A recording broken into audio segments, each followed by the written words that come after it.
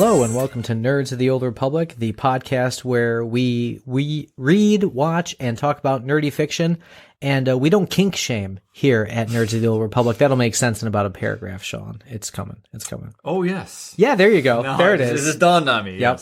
Yes. Speaking of Dawn, we are talking about Mad Max, the whole world kind of today, but we focus specifically on Road Warrior and Fury Road. So we got a lot to talk about because this is my first experience with these intellectual properties, but Shaun is a self-proclaimed otaku on this one. So I like that title. Yeah, I thought you would. Yeah. Mad Max Otaku. Mm-hmm. Thank you. It sounds like as you walk in with your like big old hat and your leather, like everything, you hear... Damn, I didn't know you could whistle so well. Thanks. Damn. I have very few talents in this world, but that's one of them. I couldn't whistle my way out of a life and death situation, so that's and impressive. I can't whistle at all. What? So I hate you. I'm sorry. You can't whistle at all? No. Try it. Wow. I can try. It'll Don't just sound force the man. This is my best. That's what I can do. I honestly didn't see. This is one of those moments where you're like, I didn't realize this was a thing I could do that wasn't that impressive. Yeah. Thanks for lording it over us, dick. Yeah. I can keep going. I can whistle while inhaling and exhaling. So like a didgeridoo, I don't have to stop. Whoa. Can you do the thing from Kill Bill? Which thing? Oh.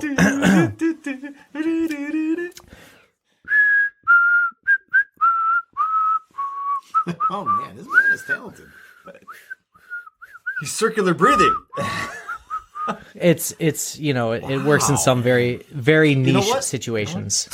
Oh, thank you. A light ding on that. You should see me play a didgeridoo. I've actually tried to play a real didgeridoo in Australia. That had to be some pressure. It was interesting. I mean, to be honest with you, it was. It's definitely not at all what you think it is. Mm-mm.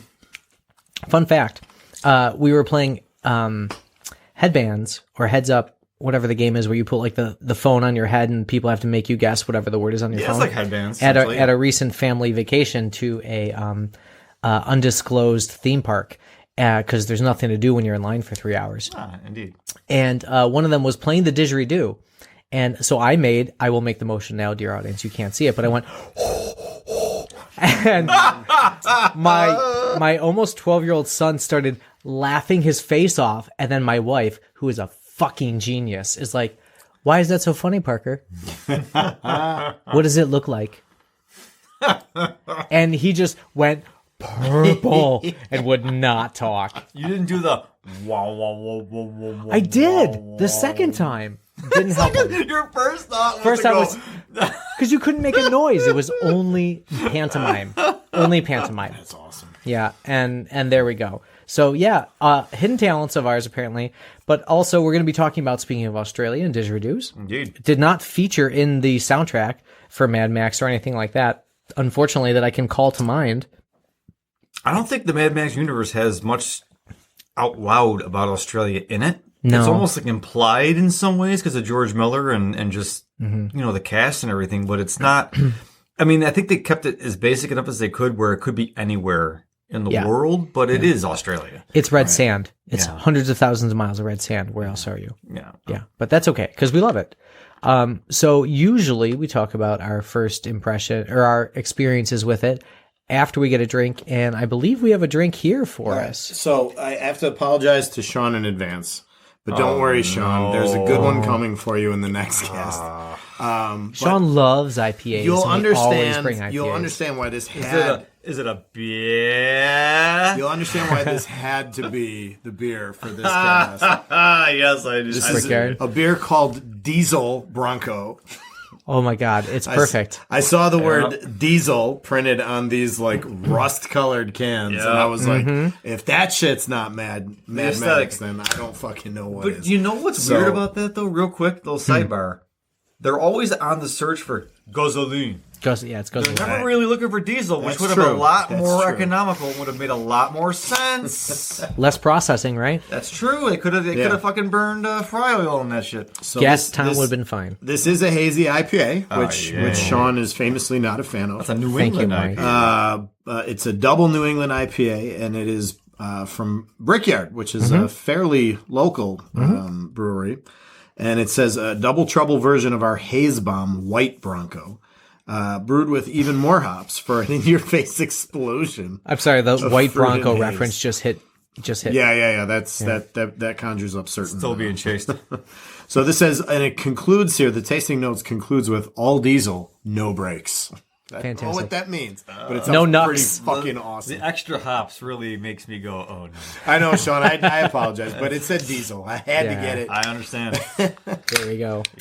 They can't all be stouts and droughts. So I'm gonna pour mine in the glass because I always like to check out the can. Oh, it fizzes. But I did. We'll talk about it when we get to our next cast, which listeners will be Rick and Morty. So if you're a fan of Rick and Morty, Shaun is making the worst face I've ever seen. All I did was taste the foam. oh, don't be such a baby. Honestly. Jesus, what are you, a humongous cuck here? What's going on? It's like Drink your beer. piss in a can. I don't know how you guys like this. All right, cheers. I haven't taken a sip yet. Cheers. I'm about to. Oh. That's a New England double IPA. It tastes right to me. Yeah. In what universe is this something you seek out to drink? This is hipster guzzling. It's hipster guzzling. Thank you. Oh, that was so beautifully phrased, Adam. God. It smells of grapefruit, as it should. The fuck, people? That's right. What's wrong? Shaun, do you like grapefruit juice? No. Do you like grapefruits? No. Then of course you would not like a hazy IPA. I'm sorry. What's wrong with a Labatt? Nothing. Even a Bud? Nothing's wrong I just with like those just things. a Those plain things are great. old American Pilsner. Or Pilsen You were talking to the man who once brought cans of Jenny to this very podcast. Yeah. And I will tell the listeners to go find that one, because that was a baller episode. That was fantastic. What the fuck one was that? It was at Shaun's house. It was the same night we did Gideon the something. Gideon the Ninth. Gideon the Ninth. Oh, but I don't think it was for that cast, right? No, it was I for think it was another one we did. It was the B side of that night. What did we watch? What was the cast? We watched something. Were we out on the deck for that one, or were we down here? No, we were we down were here here. because you pointed to your Jenny decoration that you have over there. Oh yeah, my Jenny plane. Yeah. Well, as always, listeners, Stumper. we would love to hear if anybody went back and listened to that one. Find our Gideon the Ninth episode and see what we talked about. That's right. Yeah, it'll be right before it or right after it. Which, I mean, space pirate lesbians. What's not to talk about in Gideon the Ninth? Well, we have enough episodes in the can now where you'll always find something to be entertained by. It's true. Are you not entertained? Yeah. Is this not what you came for? I mean, we're giving this shit away. Just go ahead and enjoy it. This is literally true. Yep. So it definitely has notes. The Diesel Bronco has notes of your grapefruit. I do get... There's something else in there. Death? Would you like some more rum from the last cast? I would rather have a glass of diesel fuel. One does not waste the gasoline, Shaun. God. Listeners, this is a very nice beer. Brickyard, we appreciate what you're doing. Yes. No, I love the Brickyard. Out in Lewiston. I love their barbecue. I love their wings. I love the fact that you can get a sampler platter with a shot of whiskey as your side. I love that. That place fucking rocks. Yeah. They are awesome. Sorry, guys. It's just me. I am an IPA Hater. hater. Yeah, avoid it. I'm not an IPA guy. That's okay. Nothing wrong with that.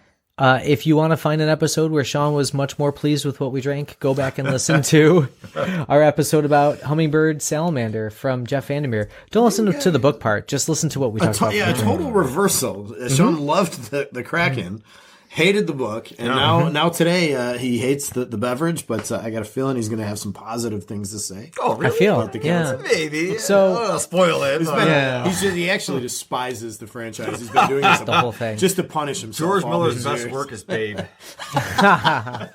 That'll do, pig. Well, I was reading that he also right before they did Fury Road, the movie he was coming off of was like fucking Happy Feet or something. Yeah. oh my God, that's the same Like, guy. how does this dude like do both ends of the spectrum? Like, Dude contains multitudes. But That's impressive. there's nothing in between. It's Right. all full throttle or Literally. it's preschool time. So I understand that he had kids, and the kids were like, make a movie about penguins. And he did. He's like, well, what if they were like riding on these fucking tanks and like blowing? Yeah. Like, no, Daddy, no. No, I think he's just got two sides to his personality. One side is the post-apocalyptic, like, leather daddy porn. And the other side is the, let's make the kids feel good. Because Mad Max isn't just like an action film. I mean, this shit is bleak. Like, it's as dark as dark gets. Super dark. Yeah. So should we get into it? Yeah, I was going to say, Let's do it. my experience, I was aware of everything. Sometimes I would make Enter the Thunderdome references without actually having... Enter, one man leaves. Yes, I would make that reference and never know what I was talking about because I'd never seen the film. Yeah. But I knew that one, and that's where I was at. Like, I knew the premise. Do we have an anti-bell?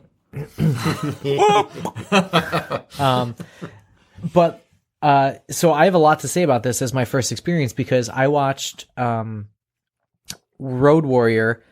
My wife and I did ostensibly. I may have fallen asleep a little bit during Road Warrior, and then you can unbell me again. It's fine. I kind of nervously side-eyed Shaun there because I was like, I don't know what he's going to say. Did she enjoy it? She fell asleep. Oh, okay.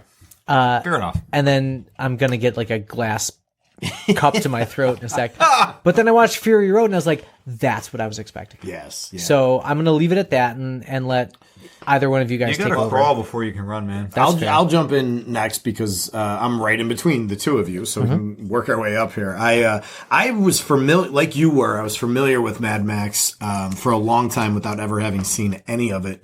It's a cultural thing. I watched Fury Road, I think, within a year or two of it coming out. I forget exactly how long it was after. I didn't see it right away, but it had been out for a little bit.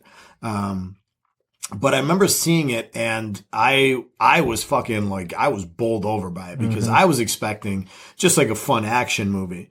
And I won't go into all of it right now because we'll talk about it, but it is way more than that. And I was fucking like, wow, this shit's great. So I've actually watched that movie now like 3 times.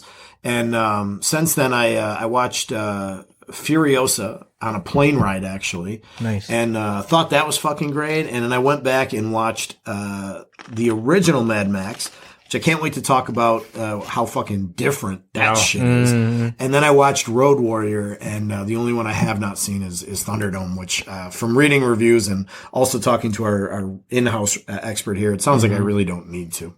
Unless I even Mel want to Gibson just says complete so. it. Even Mel Gibson says that? Yeah. I would listen to anything Mel Gibson has. No, That's and true. I I wanna watch actually, it. I had some real specific thoughts about when I watched Road Warrior about Mel Gibson. But Shaun, how about you, man? Because was this your suggestion? Or Am was I the this cast Mike's? Negus when it comes to? I think I might be. Like this is think so. this is my wheelhouse. I remember vividly sitting on my parents' waterbed. Wow, right there. Watching their like 13-inch CRT when it was on like AMC or whatever that my dad's bootleg cable thing was throwing, and they were in the other room. I'm like, I'm watching Road Warrior. Leave me alone. And I'd like take my bags of snacks. It was like when they had the Star Wars marathon on TBS or whatever. I would just like post camp and like this was it for me. I inhabited the Road Warrior. I loved it. Everything about it, from the last of the V8 Interceptors. Oh, I knew the that's car. was going to be part of it for you. Yeah, and just the absurdity of the premise and everything, like the Lord Humongous and just like the whole thing. We got to talk about Lord Humongous. Oh, we're gonna get to all my of it, God. buddy, but it captivated me immediately. I saw Thunderdome. It's hit or miss at best. I feel like it was like trying to do too much with the property. Like you said, Mad Max is a very different kind of movie. It is really not a post-apocalyptic story like the rest of the franchise turned into. Fury Road is one of the greatest pieces of film ever made, ever. That's what the Blu-ray box told me. Literally right here. The Seriously? greatest. It literally says the best action movie ever made.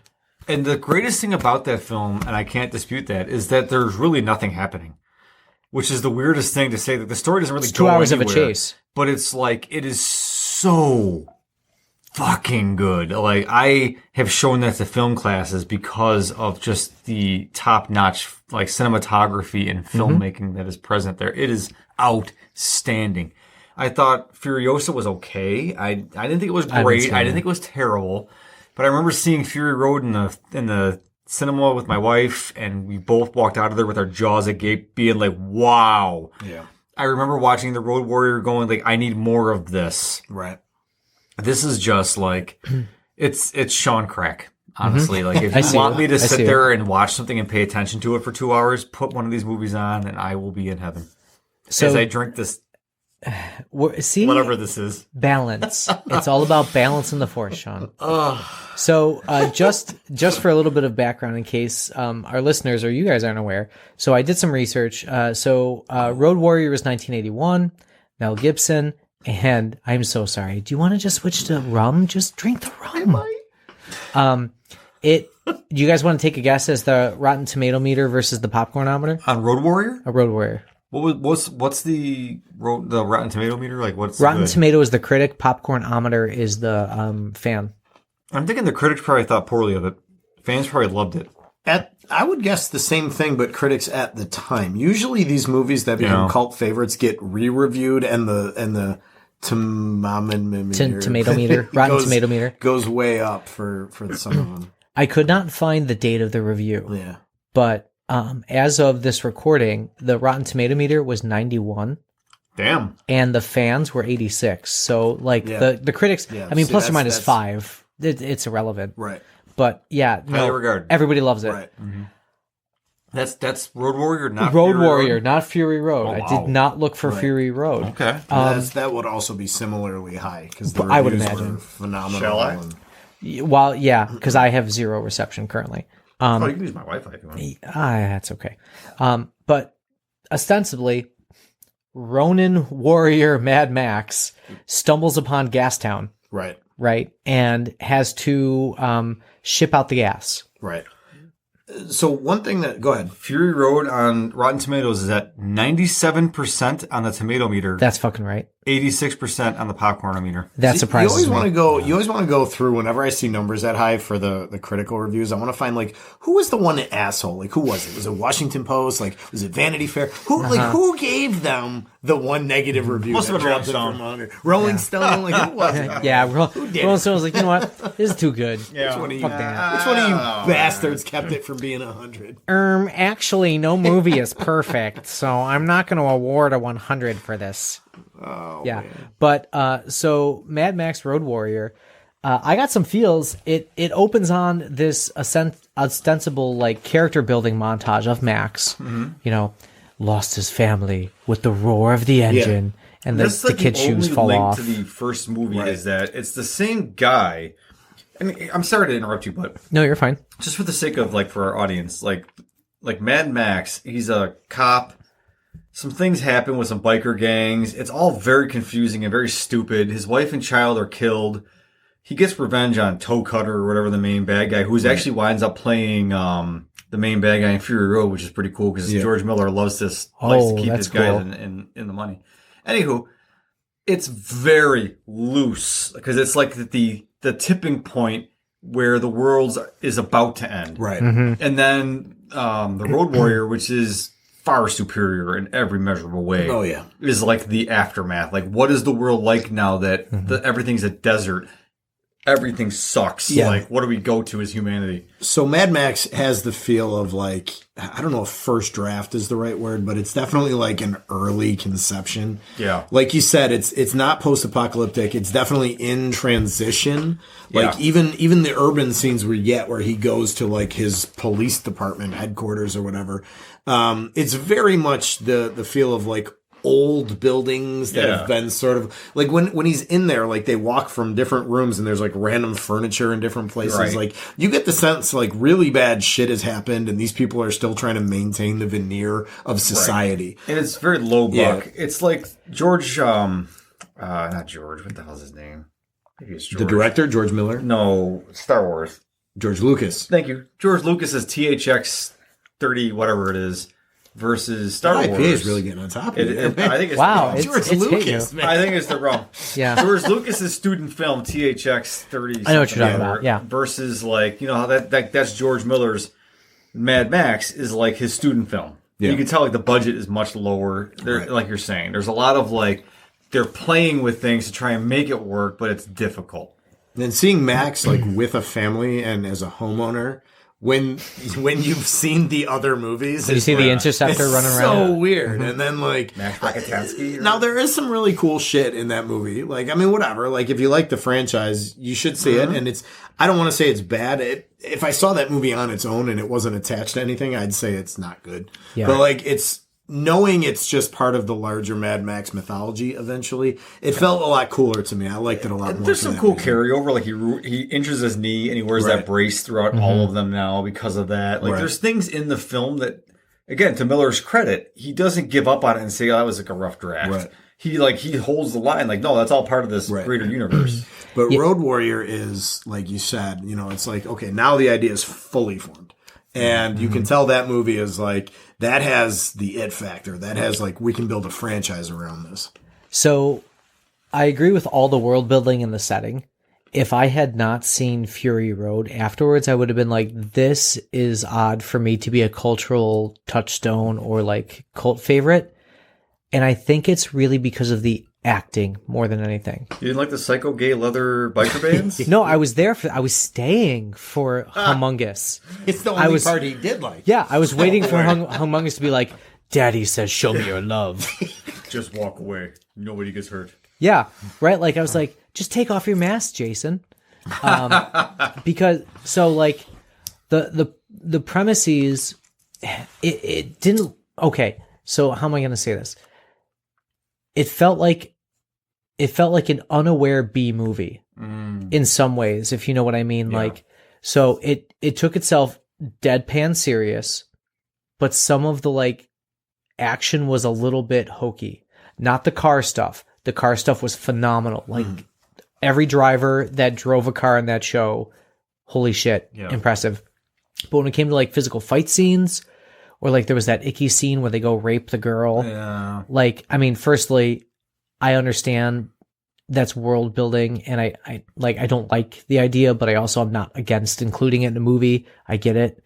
But also, like, it was, the acting didn't feel real to me. It felt like Evil Dead from Sam Raimi in the like late 80s, you know? That's fair. And whereas Evil Dead has a very to use your word, self-aware feel to it that makes it like, this is great. This definitely felt like, no, it's not supposed to be funny. Like we're taking it seriously. Exactly. And I felt like I kept waiting for the fourth wall, like, Humongous to look at the camera and be like, huh? Huh? Yeah.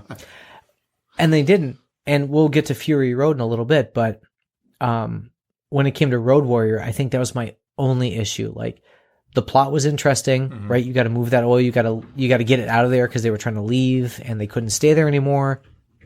I totally get it. The idea of like constantly being needing to move is very much in dystopia. So I'm trying to think of some other series that I've heard it. There was this series where Mortal Engines, which is like a YA series where like cities are Mad Max and they're on the road literally. Like London is on top of like 18 wheels and like 32 train tracks and stuff, or tank tracks, and has to like devour smaller cities to keep building itself. Like, that's cool. It was just, maybe it was the acting, or I just couldn't get into it. I mean, it was early 80s. It was low budget. I know. It was definitely like B movie. I think. I mean, it was definitely not like The Godfather. Like it was not meant to be art. And I think that for me, I'm a late in life convert to loving that shit. Like, I didn't used to love it so much when I was younger. But later in life, like I've developed this love for schlock, for B movies. And not that I want to imply that this is schlock. But it definitely has that, it definitely has that low budget B movie feel to it for sure. Yeah. I think that like, for me, like, the thing that really pulls me in with Road Warrior and all of these movies is it manages to have a very thin plot built atop what feels like a mountain or a gold mine of like backstory and mythology. And that's what fascinates me about these movies. It's like every character, I want to know like, well, how did they get to be that character? And like every place is like, And it's like that's what Star Wars did so well in its heyday. You know, it's the ship that made the Kissel Run in 15 parsecs or whatever they say, you know, and it's like, well, what's the Kissel Run? Like, what the fuck? You want to know? You just have to know. Yeah, you hear like, oh, we escaped from the spice mines. You're like, where are the spice mines? You know, like there's, it did this great job of selling this wider mythology. And I think that really started with Road Warrior, and they just turned it up to like 11 with the last two movies. Like the mythology is so deep. Yeah, I think it's, a lot of it is budgetary constraints, and a lot of the issues, again, is he's working in a place that's not Hollywood. You know, there's a lot of that going on, too, but... It's got to be hard to work in the desert of Australia. Yeah. Like, literally. And it's all mostly local actors. I mean, Mel Gibson is Australian. People don't like to admit it, but he is. Sorry, Australia. It's yeah. It's, what to me, I think, really resonated the most as an adolescent when I first saw it was how simple the story is. This guy needs gas. That's it. You can't stop moving. Yeah. And again, the absurdity of why are they driving around in these high horsepower supercharged vehicles when they just need gas? Like, why the fuck are you doing that? Like, get a Prius, you dumbass. I understand all of that. You're not supposed to think about that. Like, they're, like you said, Adam, they're just on the move. They're just trying to, like, go to the next place to just keep surviving. Like, Max eats dog food with his dog because he's, like, so destitute. He's just trying to get by, like the helicopter or the gyroscope guy. The gyroscope guy, yeah. He's getting it out of the can after they're done with it. Like, speaking of reusing actors, that dude is like another cop in the first movie. Yes, right? yes. The gyroscope guy is? Yeah, the guy who like flies around and shit. Yeah. Right. So George Miller's really good about being loyal to his, his actor friends and all those people. Like, they keep getting reoccurring roles because it's like a place where you don't have like roles assigned to an actor, which is part of it. But what I was saying, like, just like the simplicity of the story, I think is the best asset it has. And yeah, like you said, all those nuances, like, why is Lord Humongous like this? Why are they fighting over this gas town thing? Like, why is Max, like, roaming the desert? Like, why are all these things happening? That doesn't really matter in the end. It's a simple story of a guy he's got a moral compass. Yeah, he's gray most of the time, but when he sees people in need, he's not going to abandon them. He tries to help. He wants to get something in return. And in the end, he just does the job and walks away really without the reward, knowing that he morally feels good for having done something to save good people from the bad guy. And that's what makes it so compelling. And I think that George Miller is also a genius at like just putting these fascinating little snippets in the movie too. Like when he stops and like, what do we call it? Gyroscope guy? Gyroscope like guy. When he pops, that's his credit. Like pops out of the sand and like all of that. And you're just like to me, that's like a fascinating, like, little vignette within the larger movie. And then we go to Gastown or Oil Town or whatever it's called in this movie. And in the later movies we're going to talk about, there's like Bullet Town and Gastown. And all of these things are like these fascinating little pockets by themselves. And they all imply this deeper backstory. Like, I don't know. And it's so funny to me that it can feel that deep with such a, both of these movies have such a thin story, like actual story over the top of it. Yeah. They rely on one another though, in a really strong way. Like, I'm glad that I watched Road Warrior first and then Fury Road. If I had gone backwards, I think I would have been more disappointed with Road Warrior, and only disappointed in Road Warrior for like literally the acting that I mentioned. Because, the bondage daddy, Lord Humongous, like that felt very early 1980s dystopian future to me. Like, we're all just going to wear leather, like just a leather 5-piece harness. That's all I got. I feel like that's more of an issue with the film techniques and the budgets and things like that. I think every movie exists as its own little pocket in the universe where you don't really need to see them all to enjoy the film as what it is. Like with some movies, you need to have the basis. Like if you didn't see the first one, don't bother watching the second one. Yeah. With Mad Max, you can watch any of them in any order. Yeah. Well, there's also again, to go use Star Wars as an analogy, there's like the theory. Is it a theory or is it canon that like it's actually R2-D2 like telling the story from some point in the future? It's a theory, right? But like in Mad Max, they've approached it with the idea that like in this culture and in this society and or lack thereof, there wouldn't really be a way of like recording history properly.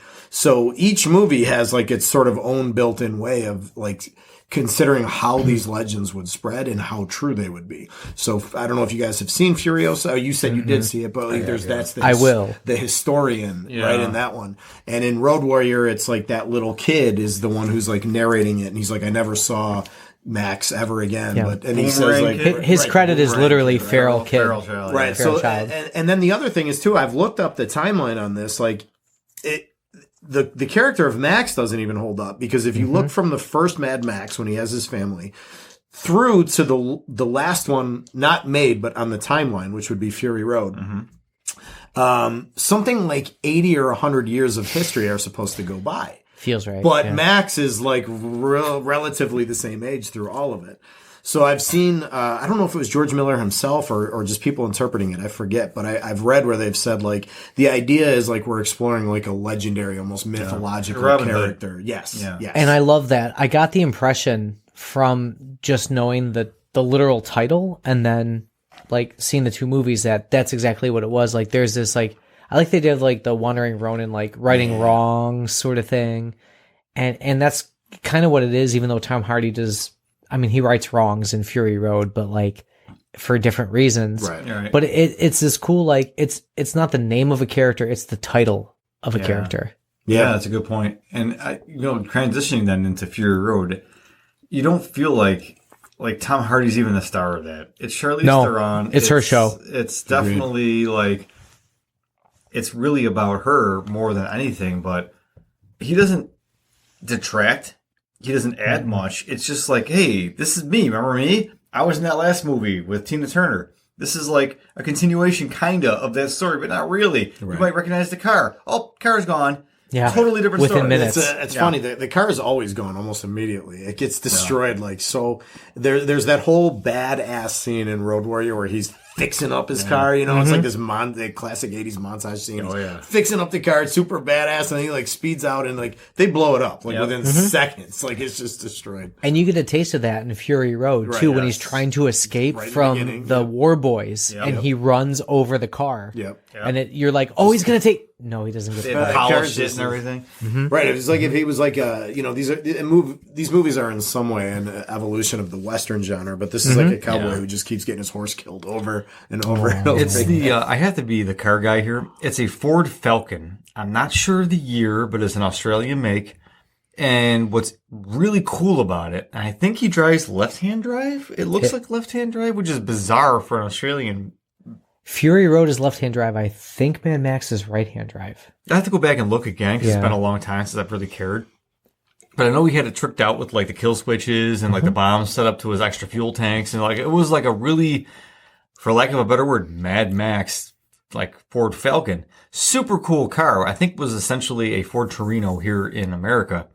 But it's, he's got this really neat trick that it's not real. It's just Hollywood movies, but he puts essentially a clutch and a switch on his supercharger, which allows him to flick a switch and then engage the supercharger. Oh, that's the scene where the cam stops. Yeah. And it's like, and all of a sudden, like they like make the camera go super fast. So it looks like he's going extra speed. Like, you can't really do that. You can't put like an AC clutch on a supercharger. It doesn't exist. But what I love about this universe is like people taking what's left from the before and making the best out of it for the after. And that's a big part of all of these movies is like basically the Tina Turner one, Thunderdome.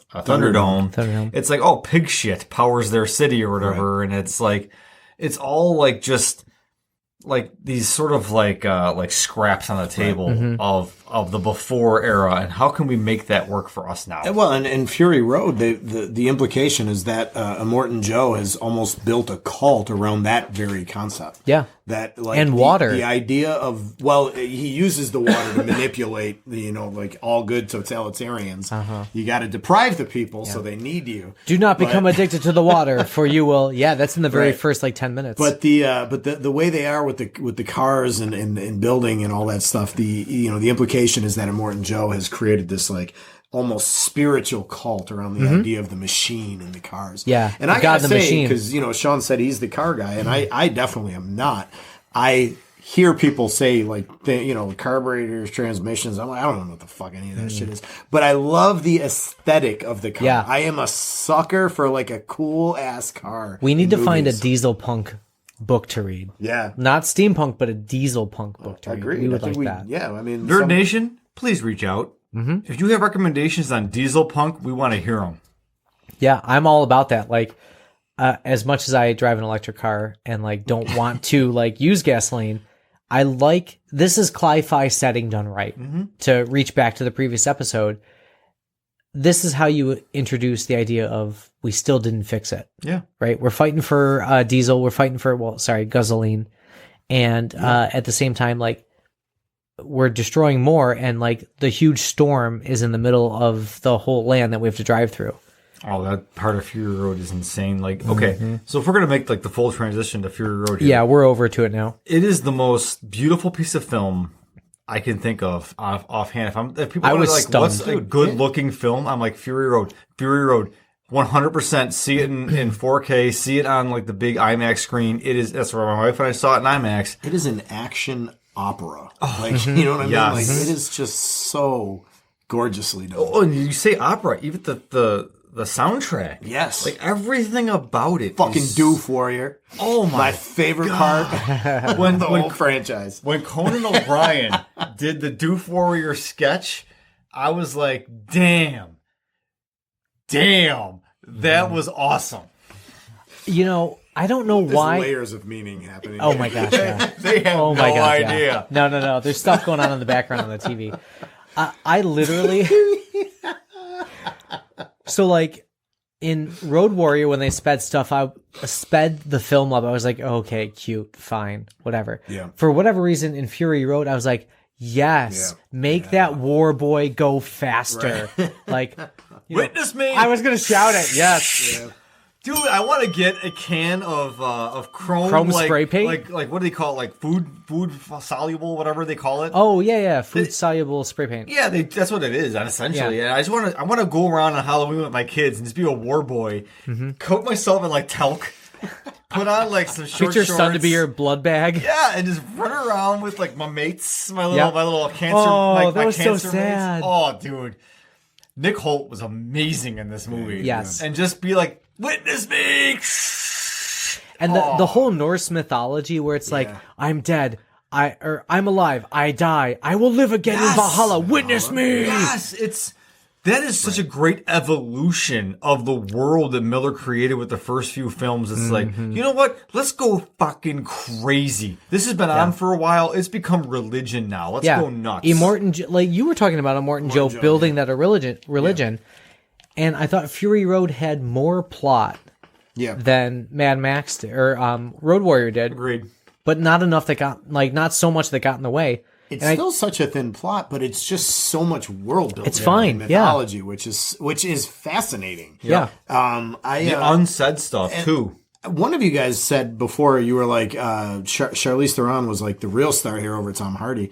And I feel weird saying this because I love Tom Hardy and everything, but like I think there's probably 3 or 4 actors I would say are way better in this movie than him.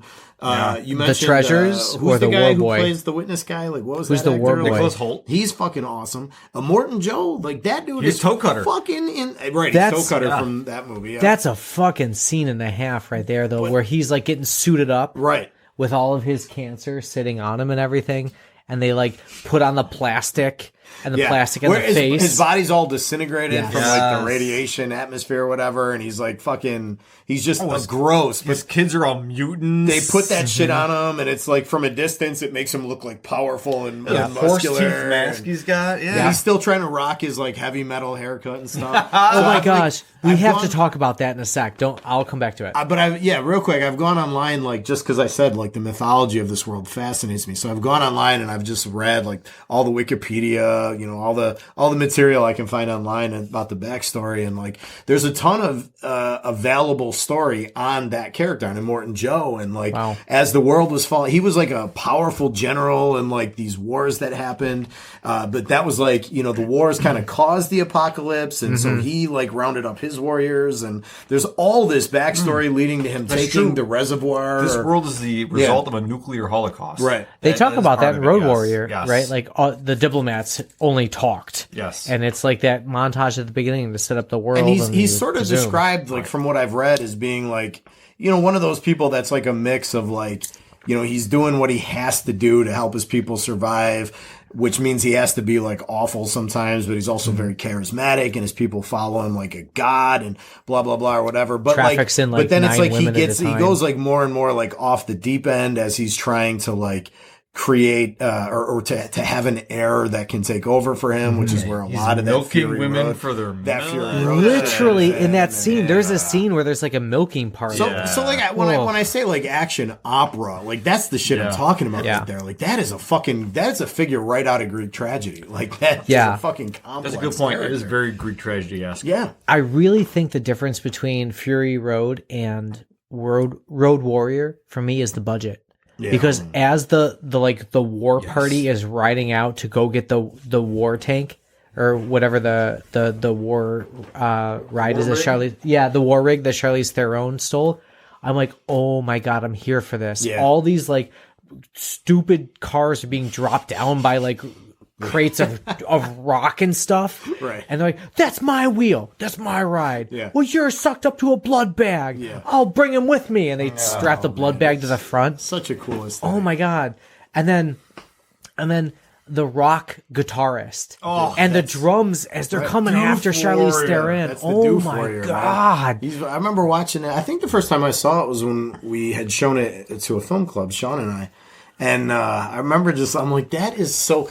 I love that kind of over-the-topness that they just shamelessly embrace. Yep. Like, that's why I'm such a fan of the John Wick movies, for example. Because they're like, what fucking ridiculously like over-the-top shit can we do? And they just go for it. Mm-hmm. Like, to me, the Doof Warrior and the dude with the drums and all that shit on the fucking truck that they're driving. The truck. Like, to me, I was like, dude, I was watching that. I'm like, that level of shamelessness is so fucking awesome. You know 6 drummers on one truck. Drummers. You know it works when it's been parodied ad nauseum. Like, if somebody uses that as a cultural reference, you hit gold. Yeah. And Miller struck fucking gold with this movie. He just needed money. He needed money and tech. Right. That's what he needed, honestly, because same story, same world. Interesting character. Okay, the plot's a little different. Yeah. But Fury Road, it deserved a 100. Like, fuck you, Rolling Stone, or whoever gave it the 95. Right, whoever did, I want the crossover now between his property of Babe and Fury Road. I want that to happen now. Babe is strapped to the front of a war rig as, like, the blood bag. Oh, my God. And Babe, with his last dying breaths, that'll do, pig. That'll do. And you pull the hook out of your aorta. Oh, my God. Somebody has, like, their pierced nipple. Yeah. Oh, of course. Of course. Tattooed because it's been practiced as a tattoo pig. Shaun, Mike, you were going to say? Oh, no. I was just coming back to some of my, like, favorite things they did to develop the characters and the mythology here is... like there's one scene where Immortan Joe's like in the truck, and of course the dude who eventually becomes the traitor. Does that character have a name? By the war boy? The war Nux. boy. Yeah, Nux. N-U-X. Nux. So Nux, like he's doing everything he's doing just to be noticed by his dear leader. Mm-hmm. And there's the part where like Immortan Joe like tells him, when he's got the gun and they're on the car and Immortan Joe's looking out from this truck and he's like, whatever he says, like bathe yourself in glory or something, right? Immortan Joe looked at me. And then he's like this moment of bliss. Like he's waited his whole life for this, and then he fumbles the shot. And Immortan Joe drives away and it's like mediocre. Yes. Yes. Like, and then his devastation, like he failed the dear leader. And, but then he still goes into the storm. Right. He rides into the storm, fucking like dragging Tom Hardy. Sheer desperation to bathe himself in glory and live in Valhalla. What a visual feast of a movie, though. Yeah, fuck. Yeah. Visual fucking feast. Everything about every scene in that movie is just like film school bait. Yeah. It is fantastic. I love how, like, the Theron character, she's just trying to get back to the green place, and that's why she orchestrates this whole thing to save the precious there, or whatever, the pretty the treasures from or Morton Joe, his breeders, because he's trying to breed like the perfect heir, like you said, and all of this, and she tries to get him out of there. And, like, we don't know why she's missing an arm. We don't know why she's now the Furiosa. We don't know why, like, any of this stuff is happening. It just happens. And then when they get there and realize, oh, it's all fucking shit now. And then they turn around and go back. Yeah. That hurts. Oh my God, that hurts. It's like getting punched in the nuts and then realizing, I got to keep going. Yeah. Are they going to make it? Are they going to get back? And just like what's the big son who's... Rictus. Yeah. Rictus because he's on the back supercharger of the car. off the thing, and just, oh my God, there's such great scenes. Like there's so, like you said, Greek tragedy. Yeah. Every character gets their moment, right? And there are so many moments, like Morton Joe's face getting ripped off, and all this. Oh my and then, God! Like I had to say it, like the Furiosa, like almost like soft sequel prequel kind of thing. It's interesting. It's not, in my mind, it's not as good as Fury Road. I think Fury Road is still the best in the entire the whole entire series. Fury Road is the pinnacle. Folks, if you're going to see any of these movies, Fury Road is the one that you want to buy the Blu-ray, whatever it is, you want to own it because it is unbelievably good. Get that 4K version. And as you said, it requires, you don't have to have seen any of the other movies. It takes nothing away from it. Nope. You need no prequel. You need no sequel. It exists, and it is amazing. But you could, to your point about just how gorgeous the movie is, you could almost hit pause at any point. Yes. And you just have a beautiful shot. Like it's just incredibly well done. I mean, and some of the individual ones that stand out to me are like when they're stuck in the desert in the middle of the night. You know what I'm talking about? And like they're stranded. It's just this gorgeous, like bluish black backdrop, the desert, the truck. You see these like people. And again, this is that world building, that mythology building. Is like you see these people on fucking stilts, like in the distance away from the truck. And there's some kind of like desert roamers. And, I'm sitting like, I'm watching this, like, who the fuck are they? Like, I want to know their backstory. Like, everything makes sense, even if you don't know why. Yes. Like a Morton Joe was not weird to me. No. Furiosa made sense to me all day. Right. The scene, the big like establishing shots of the chalk things exploding. Yeah. It's all like, it is so visually stunning. Yeah. You can forgive any error at all in the storytelling or the filmmaking. I'm sure that they exist, but audience, I don't know. Yeah. I mean, it's hard to find. You got to get that fine-tooth comb from Spaceballs, and you ain't going to find shit. Because I know all about these places now because I've read about them so much and I've seen the other movies, but I still remember watching it the first time, and I'm like, who the fuck is People Eater? And why does he wear a suit? And why is he so fat? Like, what's his deal? And I'm like, what's Bullet Town? Like, what the fuck? I want to know more about Bullet Town. Like, there's just so much there. And I didn't ask any questions about a Morton Joe. I was like, this is the hierarchy. A Morton Joe is literally the breeder, for, like the male breeder for everybody else. And like when he was like trying to find his treasures, quote unquote, like our kids will not be war boys and all that, made total sense. Right. That's something that like is really impressive to be able to do. And I think that Miller just needed money and the technology to catch up to him. Well, and that's like 30 years too, because that movie was in like development for that long. As much of a fan as I am of the original, like the Road Warrior and all that, like that beginning, like Fury Road is the essential. Yeah. It is the greatest, like, beautiful vision. It is everything come true that you want out of this series. It is, if every other movie got destroyed and we never ever were able to watch them again, as long as we had Fury Road, you would have perfection. Yeah. You mean in Mad Max world or all movies? No. Just Mad. I mean, the case can be made. It's in my top 5 movies of all time. Sure, I could see that. I only say this about a very, very few select films. I use the phrase perfect film, meaning like it's unassailable. Like plot, setting, world building,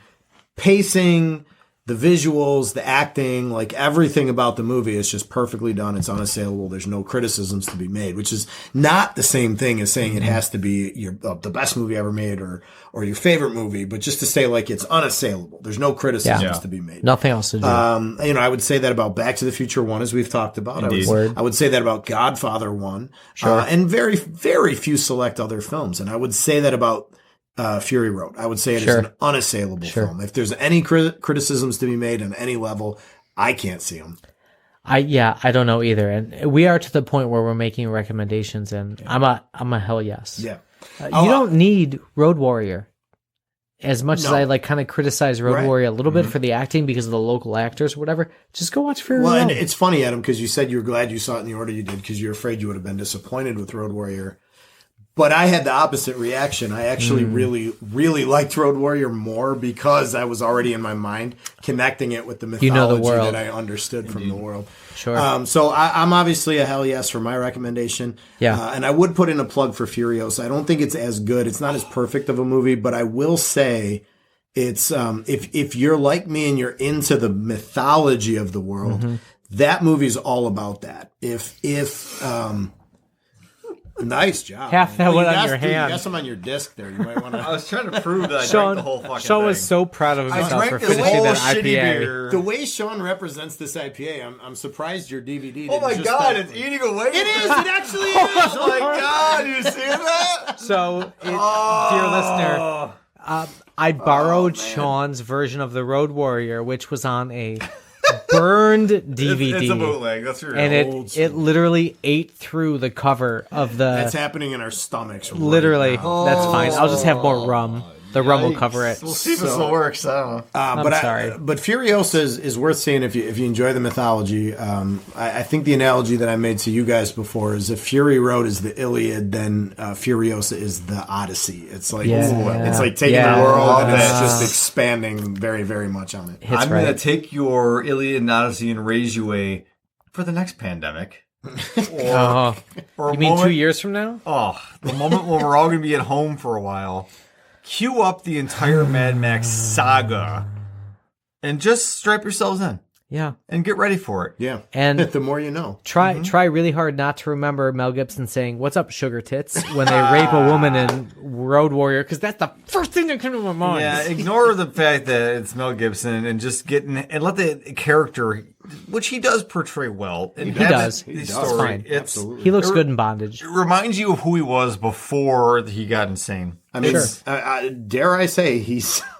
we talked before about all the actors in Mad Max or in Fury Road that are more compelling than Tom Hardy, and I would say that much as I love Tom Hardy and much as I don't care for Mel Brooks, he's the better Max. Yeah, agreed. Ooh, that's fair. But it's a fantastic series of movies. You cannot go wrong. They're all awesome. Watch them now. Visually beautiful and also intriguing for the plot for Fury Road too. Yeah. So that's where we're at. And next up, guess what, dear listener?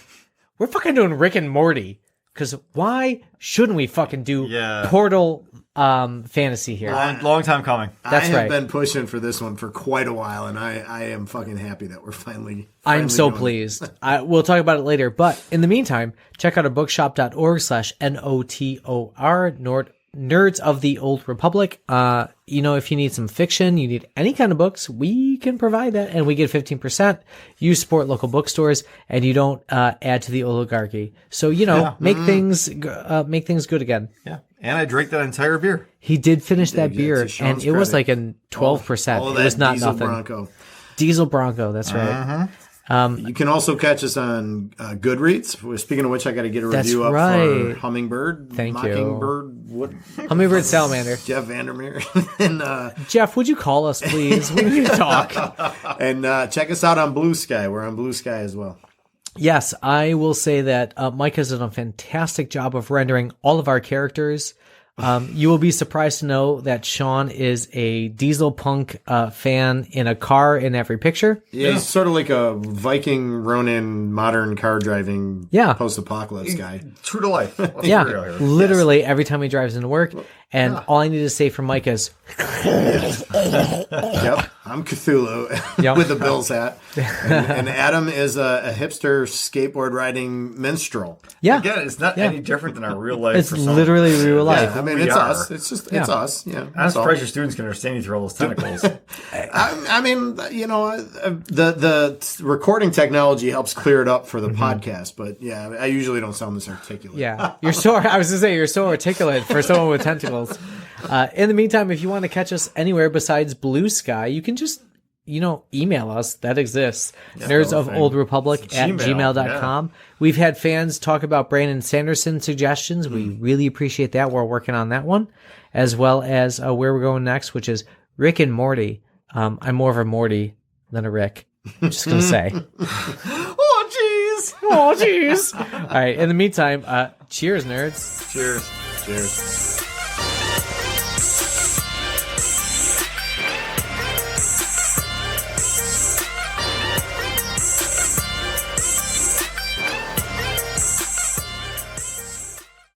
I live, I die, I live again!